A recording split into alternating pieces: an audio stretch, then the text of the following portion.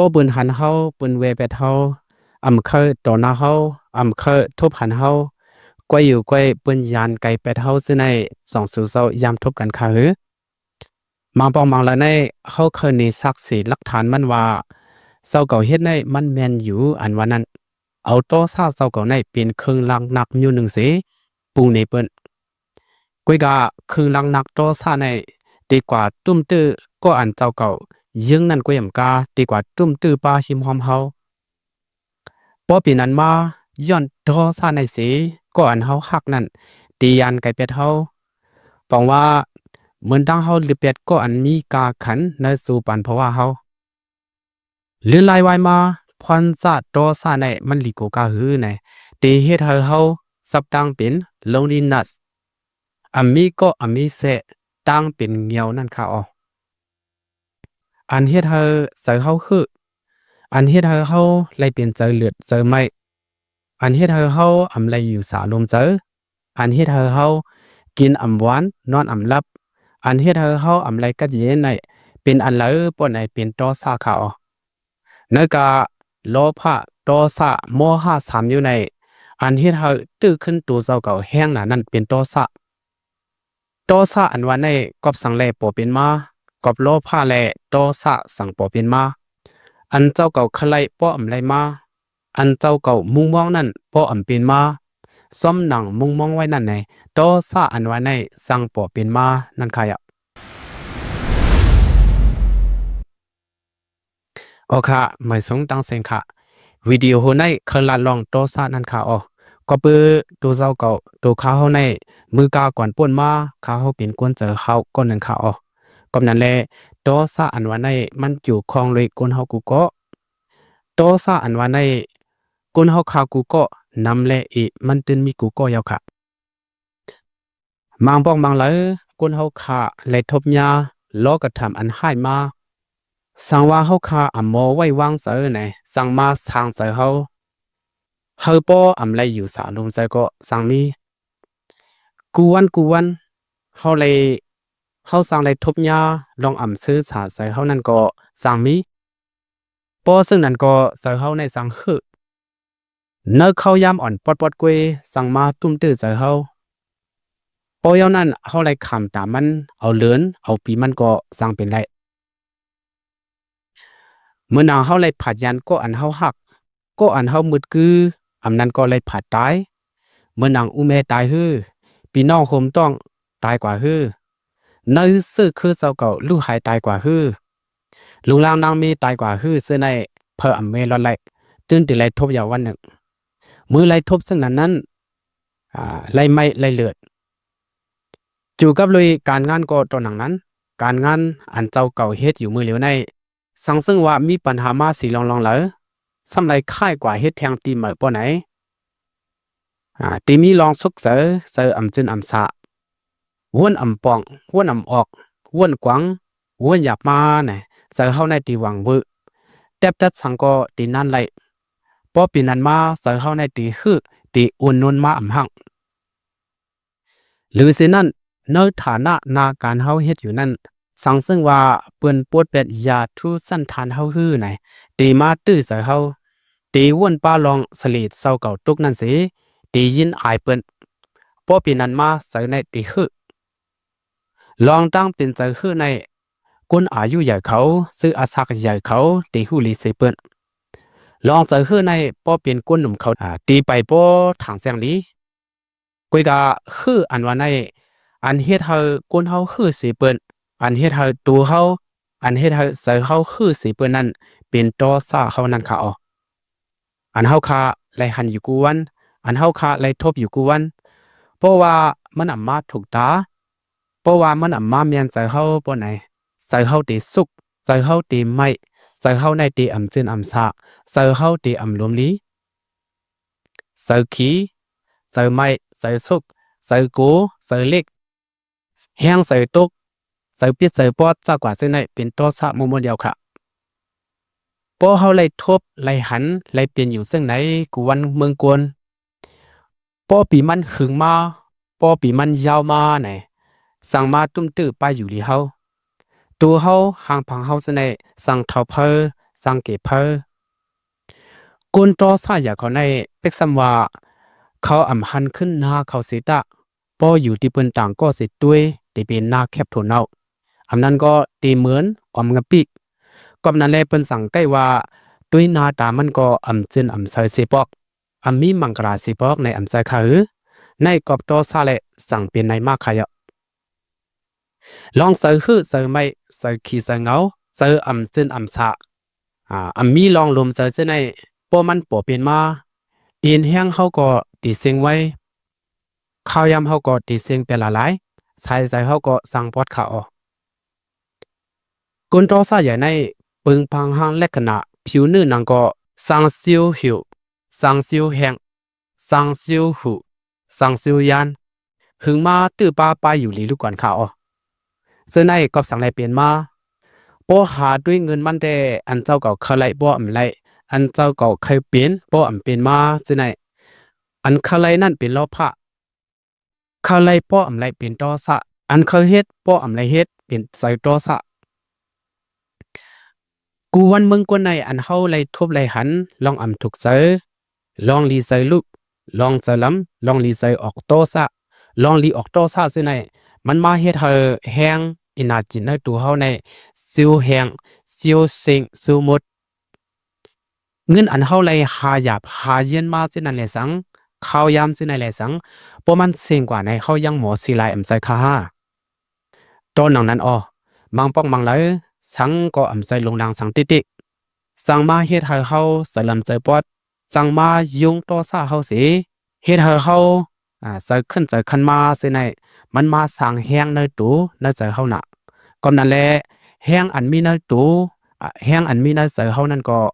เฮาขาติไลหมอสิไลมันซ้ำแทงพวกเขาการงานเจ้าเก่าสู้เย้าถึงตีไหนก็ต่อซาในติไลยอมแปดลองตั้งอันจังเฮ็ดให้ต่อซาออกงานนั่นเฮาขาติไลหมอเวปอเวอำไรก็เฮาหลูเอาสติกับตัวไว้ตาสิเสนางหือมันตีเป็นพื้นเป็นไผนั่นเจ้าเก่าติไลทิ้งเฮามันไหลต่อซาในสร้างปอเป็นมาไหลตาสิต่อซาในสร้างปันกุนเฮาไหลญาตั้งอย่าเพิดทุกขะกอบนั้นต่อซาอันว่าในมันเป็นพี่หลวงอันมีหิมสำเจ้าเก่าอยู่ตาสิเป็นเคนหลงอันมีหิมสำสีเปิ้นติไลวันในเขา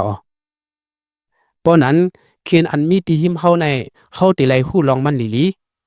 เฮาติไลลีบเห็นลองมันลีลีติไลหมอยิบศึกมันติไลหมอกุมทิ้งมันลีลีค่ะคนเฮาขาในเพราะว่าตอซะอีมังมาสิงอันดังสุดอันติไลกัดเย็นในแต่เป็นตูเจ้าเก่าในคำสีเยาค่ะปอยาก็อันอยู่หิมเฮามุ่งหอเฮินเฮาอุยก็อุยเสเฮาติไลกัดสินเย็นใจย้อนเฮาซะกว่านั้นค่ะโฟโตซาออกมาในพังสติลีลีเสด้วยขึ้นมือพองโตซาออกมานั่นเจอเขาในตีเคียงมาเนื้อตูเขาในตีเลือดไม่มาเนื้ออกในตีกับกินมาพอเป็นอันมาพังสติด้วยซอมลีลีในตีไลหันมันยอมลงกว่ากำลังลอยขาพอเขาใกล้พึกพังด้วยซึ่งไหนมันตียามกว่าพอยามกว่าเย้าในเขาเป็นก้นโตซาใหญ่สิตาโตซาในสั่งยอมลงใส่โตซาในสั่งอีกกว่าเขาปอตอซาอีกกว่าก็การงานเฮาสู้เย้าตุลิงามในกุยำกาอุยก็อุยแสกวนมึดกวนคือกวนหักกวนเปียงก็ตีลึงมักนำมาเพราะว่าตอซาอีกกว่าเย้าในเซอขี้เซอโกเซอเหงียวเซอฮึเซออ้วนจะในเตรียมมีเย้าค่ะปอตอซาในอีกกว่าในปลายวนเฮาก็ตีสูงมาวนสังก็ตีซิวป่องมาเฮ็ดสังก็ตีซิวถึงตีเย้าตุลิงามพอเหตุการณ์เจออันปักไว้ในการนั้นตีนิมลีพอเจอนิมลีก็การงานสู้เย้าโตอองมังถึงตีนั่นขยับโปโตซาอีกว่าไหนเจอวังวึเจอจินจางเส้นไหนเตรียมเป็นเย้าค่ะซ้ำแทงโตซาไหนปอมันปัวมาไหนเหมือนตั้งเฮาอื่นแม่นยางงดทาดเนื้อตัวเฮาทาดเนื้อเสือเฮาในมันหมอสั่งแหลกไล่เป็นกว่าไผอำลีกำน้ำไหนผู้ลงเรียนไปเสือเขาว่าไว้จังไหนกำนั้นแหละโปกำเป็นใส่ตัวซาไหนเนื้อหนังซิวหูซิวยานซิวแหงซิวเทาซึ่งหนังเขาว่ากว่าเมื่อไกลนั่นค่ะวุ่นไว้ค่ะแล พอเป็นตัวสามาไหนสักเขากินก็มีอ่ะกินสังก็อำหูอายาสาสังอำหูน้ำเจียมน้ำหวานน้ำขมมันสังพอออกตัวสะหูเจ้าเก่าในเปิ้นนาสังก็มันอำเย็นหลี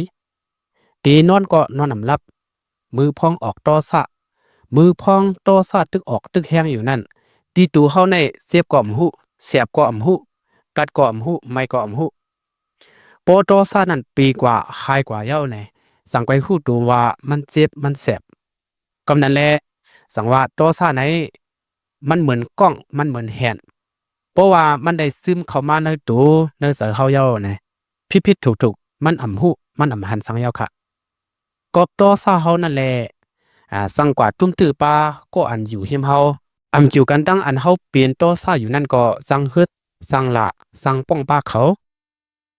เพราะนั้นกุนตัวสะอย่างในเพออำใครอยู่ซ้ำหึงมาเปิ้นฮู้ลองเฮาเปิ้นได้เวเฮาเปิ้นได้ยานแปดเฮา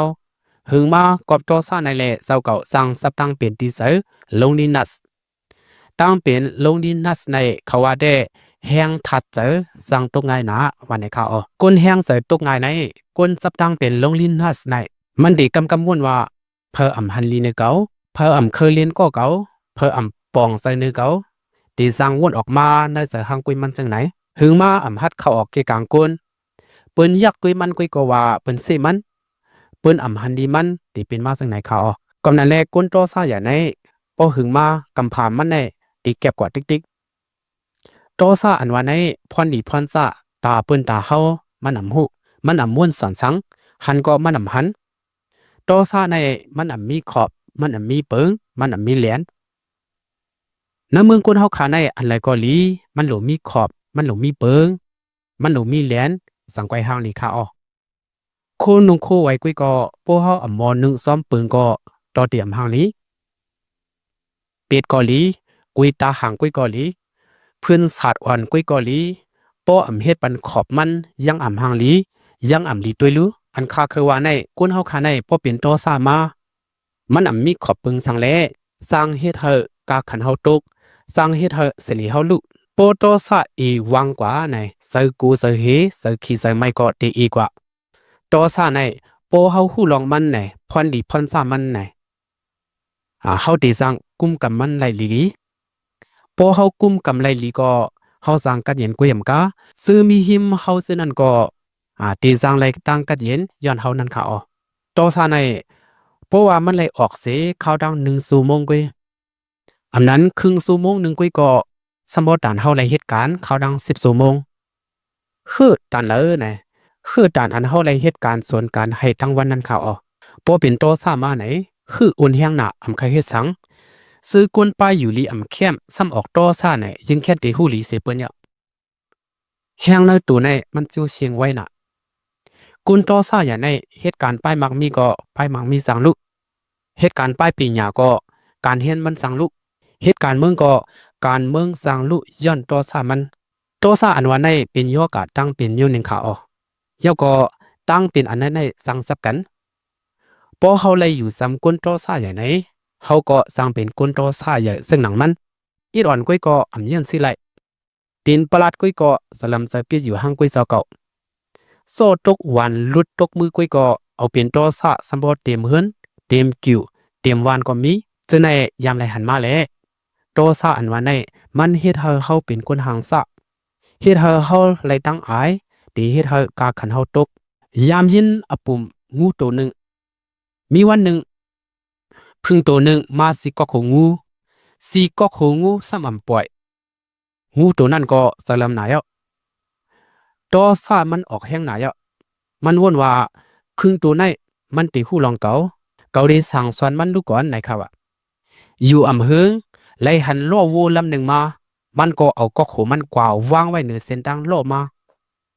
ล่อก็มาเหยียบกำเลือนงูก็ตายพึ่งก็ตายก้นเฮาขามังก็ในเหมือนงูตัวนั้นค่ะไผ่หลังโตซานั่นตีมีลองแนงเสือไผ่หลังลองแนงเสือนั่นตีมีลองตั้งเป็นย่อกางเงียวมือเหลียวในเจ้าเก่าทานด้วยขึ้นตัวเจ้าเก่าลีลีย้อนโตซาเจ้าเก่าเละก็อันมีหิมเฮาก็อันเฮาหัก ก็อันมีกาคันตาสู้ปานเฮาเสนั้นก้อยอยู่ก้อยยานไกลเป็ดเฮากว่าเย้าห้า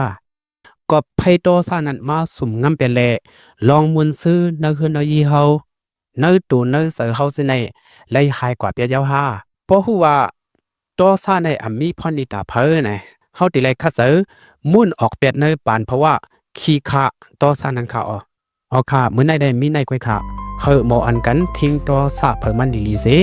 เฮามีลองกัดเย็นเพิ่มมันสิกำหมายสูงตังเซงค่ะ